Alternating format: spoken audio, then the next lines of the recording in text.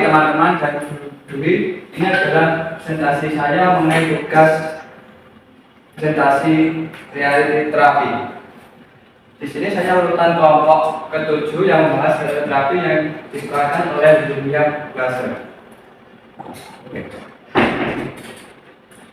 Nah, latar belakangnya diketahui adalah individu itu tidak terlepas dari masalah, baik ekonomi, sosial maupun tekanan di mana remaja. Apalagi pada saat remaja ini banyak seseorang itu yang mencari jati diri, sehingga banyak tantangan yang harus dihadapi. Oleh karena itu, di dalam metode reality terapi ini kita akan membedah satu persatu bagaimana permasalahan itu bisa terjadi dan bagaimana penanganannya. Ini individu tidak terlepas dari masalah dengan dijelaskan tadi. Oke, saya lanjut. Nah, pengertian reality terapi adalah metode konseling dari William Glasser yang berfokus pada perilaku saat ini.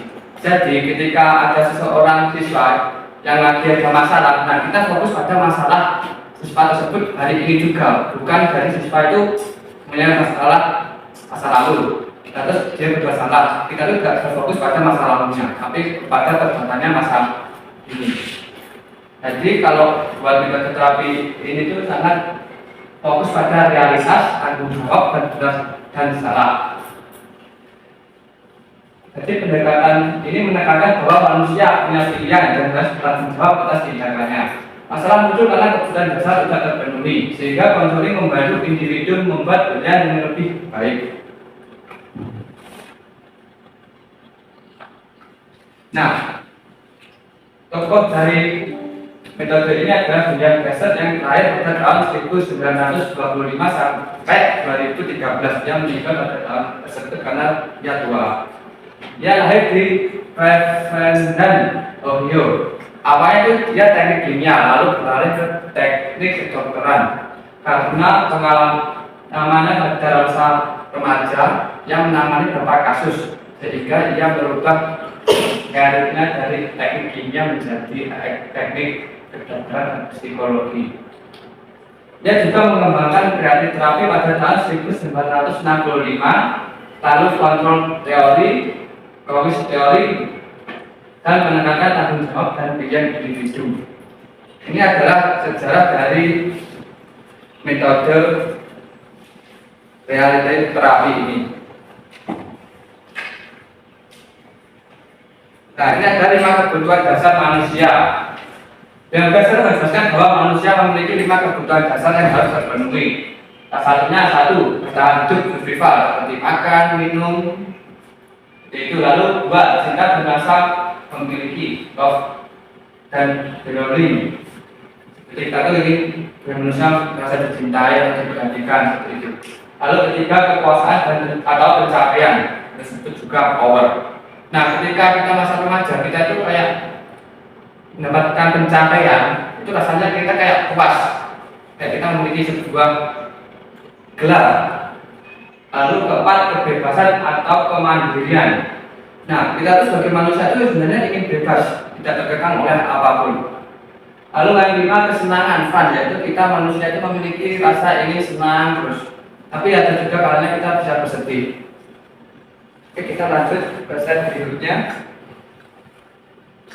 Nah, setelah dari metode reality terapi, ini ada 4 strategi utama yang digunakan. Salah satunya adalah membuat, itu adalah keinginan. Ketika contoh kita ada siswa yang bermasalah, kita tuh menanyakan apa yang diinginkan oleh siswa tersebut. Contohnya, siswa ini jagai teman dengan guru. Lalu doi perilaku saat ini, mengidentifikasi apakah apa yang sedang dilakukan. Contoh, siswa sering bolos dan berkelahi. Nah, ini contoh kasusnya siswa sedang bolos dan berkelahi. Ya, kita memanggil siswa tersebut. Lalu kita bertanya, apa yang kamu inginkan? Nah, siswa itu pasti menjawab, saya ingin dihargai teman dan guru. Terus si konseling itu bertanya, mengidentifikasi apa yang dilakukan. Lalu apa yang kamu perbuat? Nah, siswa bertanya, akan menjawab, siswa sering bolos dan berkelahi. Itu. Lalu evaluasi, menilai apakah perilaku efektif atau tidak. Contohnya ketika siswa tadi menjawab, siswa sering bolos dan berkelahi, terus kita bertanya, apakah kalau sumber kamu rugi? Nah, siswa tersebut itu akan terjadinya itu memikirkan, iya ya, kalau membolos itu kita rugi ya di pembelajaran, di pembelajaran, dan masih banyak lagi. Lalu planning, perencanaan, itu membuat rencana perubahan realitas. Contoh, mulai masuk sekolah secara rutin. Ketika siswa itu biasanya seminggu bolos 3 kali, nah ini setidaknya seminggu ke depan itu yang bolos 1 kali.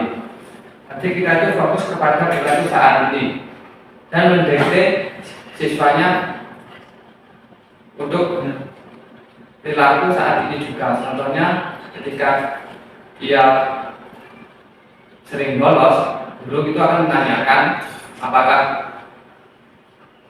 bolos ini membuat kamu bersalah atau tidak, terus bagaimana. Nah, secara otomatis kita itu menuntut siswa supaya siswa itu bisa memikirkan apa dampak dari perilakunya tersebut.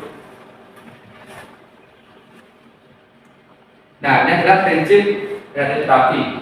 Karena terapi itu ada beberapa prinsip dengan sebelumnya, yaitu fokus pada kondisi saat ini, bukan masa lalu. Jadi kita fokus pada masalah hari ini, bukan masa lalu. Lalu tidak fokus pada korban, tapi tindakan. Seperti kita mentingkatkan rencana baru, lalu utamakan perubahan perilaku dan pola pikir. Nah, metode ini menekankan supaya siswa tersebut bisa berpikir lebih matang, karena ketika kita menanyakan perilaku apa yang kita berbuat, terus dampaknya apa ke siswa, itu secara otomatis siswa itu akan berpikir, oh ya, ini nanti salah dan kalau membolos atau bagaimana itu. Nah, kita akan berubah berpikir itu.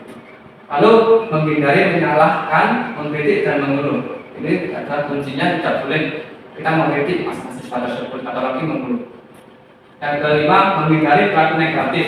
Yang nanti terbatas seperti mengkritik, menyalahkan. Terus tidak menghakimi dan mendorong evaluasi diri.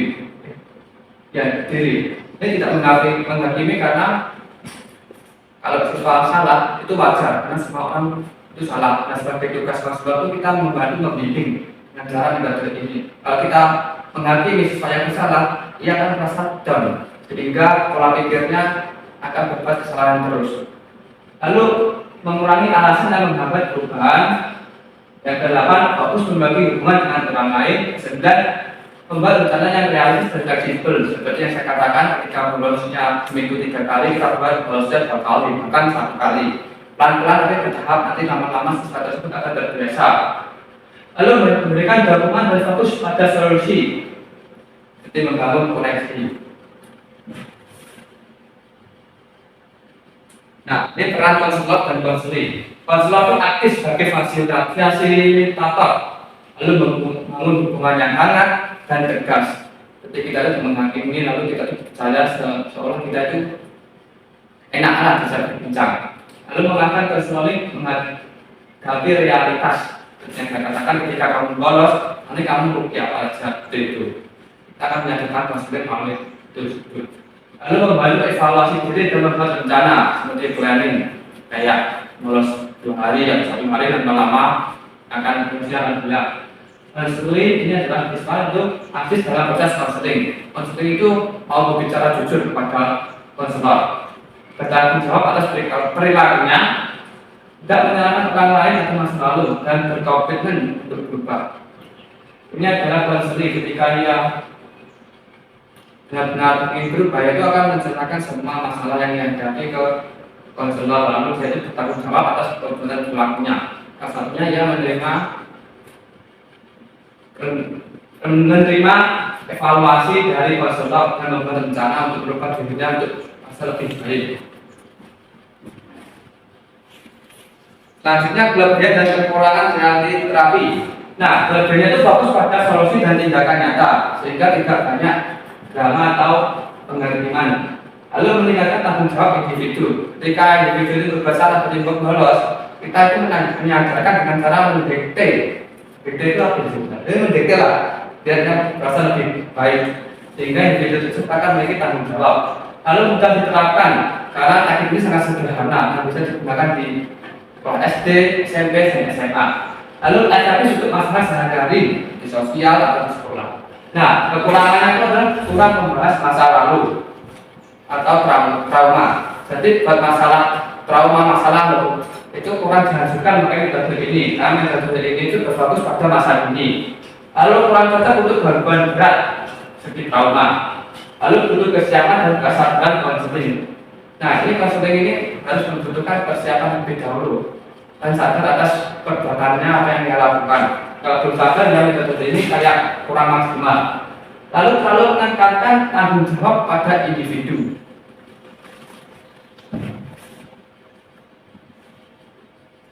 Nah, ini saya ambil dari contoh kasus. Seorang siswa kelas 9 yang sering bolos sekolah tidak mengerjakan tugas dan cepat COVID dengan teman-temannya. Saat ditelusuri, pelaku tersebut disebabkan oleh kekurangan perhatian dan keluarga, sehingga siswa tersebut merasa tidak terbebas dari kesedihan.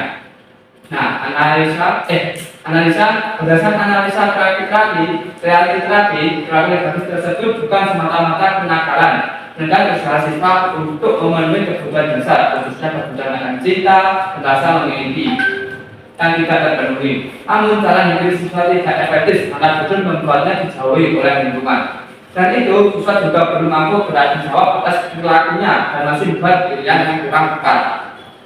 Ini penerapannya dari metode tadi kan ada 4. Tahap 1, siswa mengungkapkan keinginannya untuk diperhatikan dan memiliki teman di lingkungannya. Lalu tahap 2, siswa menyadari perilakunya seperti bolos dan berkonflik itu tidak baik. Tahap 3, evaluasi. Siswa menilai bahwa pelaku tersebut merugikan dirinya karena melihat kebenaran dalam bolos dan kekurangan nilai atau dengan tugas. Tahap keempat, planning. Siswa membuat rencana sederhana seperti mulai masuk sekolah secara rutin dan membangun hubungan yang lebih baik. Sehingga kita itu kalau melakukan metode ini itu kita mesti menuntut siswa untuk merubah pola pikirnya supaya dia lebih bertanggung jawab atas tindakannya. Sehingga metode ini itu kurang tepat untuk masalah trauma atau masalah-masalah lalu yang berat pada masa kini. Nah, kesimpulannya adalah reality terapi adalah pendekatan konseling yang menekan pilihan dan tanggung jawab individu dalam mengubah perilaku saat ini.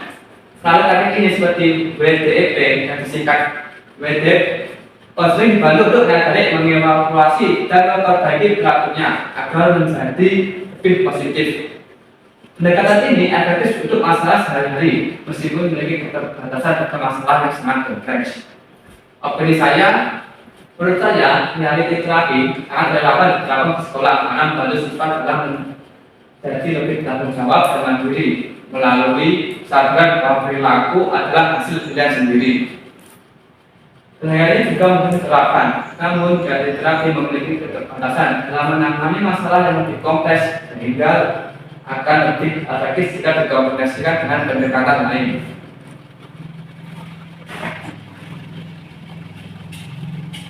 Oke, sekian dari presentasi saya. Jika ada kurang dalam pengucapan kata, saya mohon maaf. Terima kasih.